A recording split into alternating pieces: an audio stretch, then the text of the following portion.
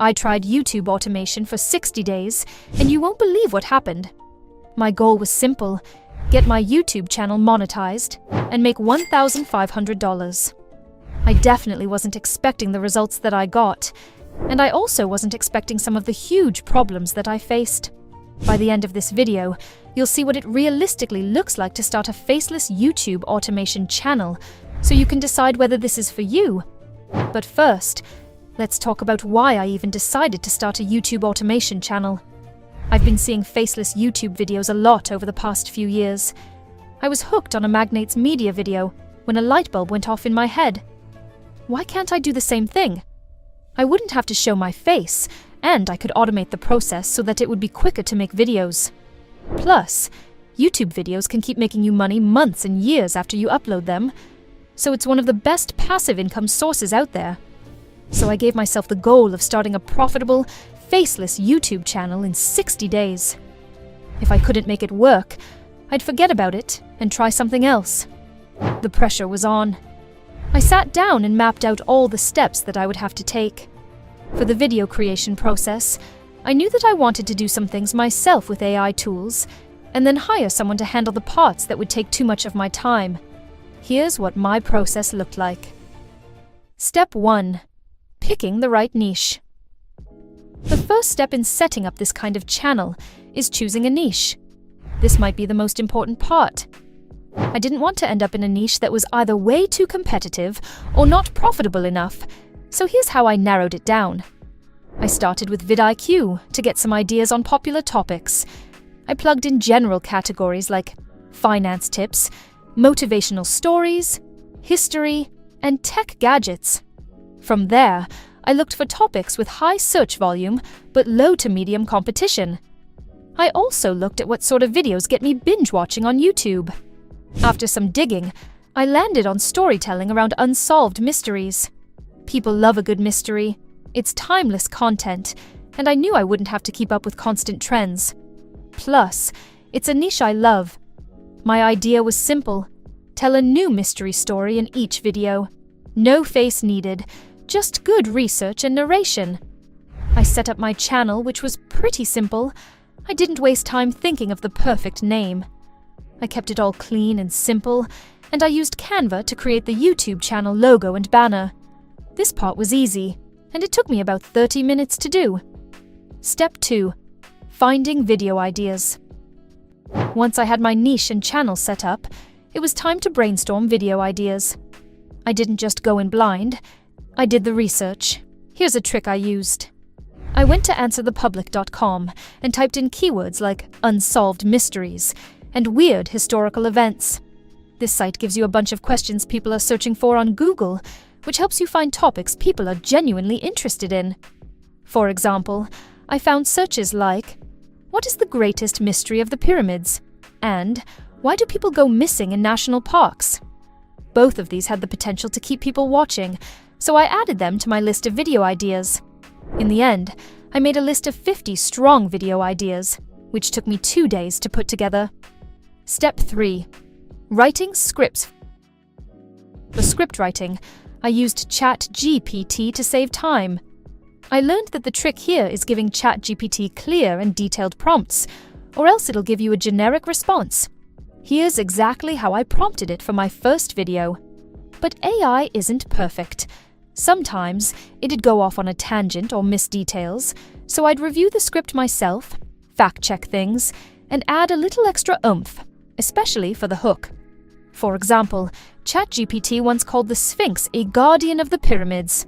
Sounded cool, but it's not historically accurate. Always double-check. Step 4. Adding voiceovers with 11 Labs. Once the script was ready, it was time for voiceovers. I didn't want to use my own voice for this channel because it would take too long, so I went with 11 Labs, which offers AI-generated voices that sound really realistic.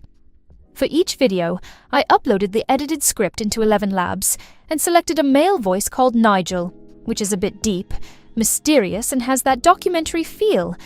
Then I hit generate. The great thing about 11 Labs is that you can adjust the tone and pacing, so I'd tweak it slightly depending on the mood of the video. Most of the time, though, I had to keep an ear out because sometimes the emphasis would sound off, and I'd have to regenerate certain parts to get a more natural sound. Step 5. Outsourcing video editing. Editing videos can be a real time sink, so I knew this was something I wanted to outsource from the start. I went to Fiverr and searched for editors who specialize in creating faceless YouTube videos, filtering by experience and reviews. I messaged a few editors, explaining exactly what I needed. Someone to combine the voiceover with relevant, good footage that fit the mystery theme and the video topic. No crazy animations, just a mix of images, videos, and simple text. My first editor wasn't the best, and also didn't meet deadlines, so I had to switch and find someone more reliable. I realized pretty early that you get what you pay for when it comes to video editing. So, to really make this work, I had to raise my budget for video editing. Once I found the right editor, we set up a process. I'd send them the voiceover and script, they'd put it together with visuals, and they'd get it back to me in 48 hours. Step 6. Creating thumbnails. You can't gloss past thumbnails. This is what gets people to click. I was using YouTube thumbnail templates on Canva at the start, and my thumbnails ended up being pretty boring, so I started learning how to actually use Canva properly. I spent a few hours watching YouTube tutorials to get stronger at making thumbnails. I created a template that included bold text and mysterious images, which helped give each video a unique but consistent look. One trick I used was adding a shadow effect around the main text to make it pop, which I realized gets more clicks. Step 7. Organizing the workflow. Throughout, I set up a system to keep things organized and consistent. I used Google Sheets to create a checklist for each video, with columns for the script, voiceover, editing, and upload status. That way, I could track where each video was in the process.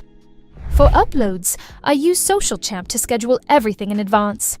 I'd upload my finished video to YouTube, set up the title, description, and tags with keywords.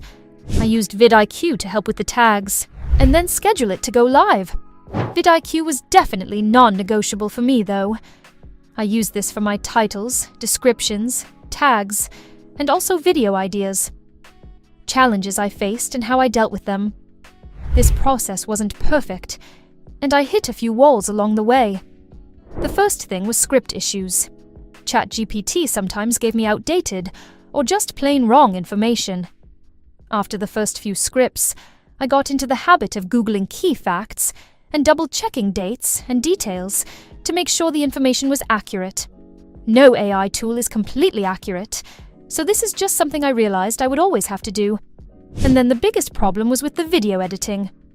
As I mentioned, my first editor wasn't reliable, and the video editing just wasn't professional enough. This put me off schedule, and it was really frustrating. I learned that if you're hiring someone, be clear about deadlines up front, and have a backup in case your first choice doesn't work out. Results. For the first 35 days, I was getting 500 to 3,000 views on my videos. I had a few hundred subscribers. It felt like I was completely stuck. In terms of costs, I spent $20 on ChatGPT Pro per month, $22 on 11 Labs per month, $26 on SocialChamp per month, $15 per month on Canva, and $50 per video for editing. In total, I spent $1,151. I'll be honest, on day 36 I was about to quit.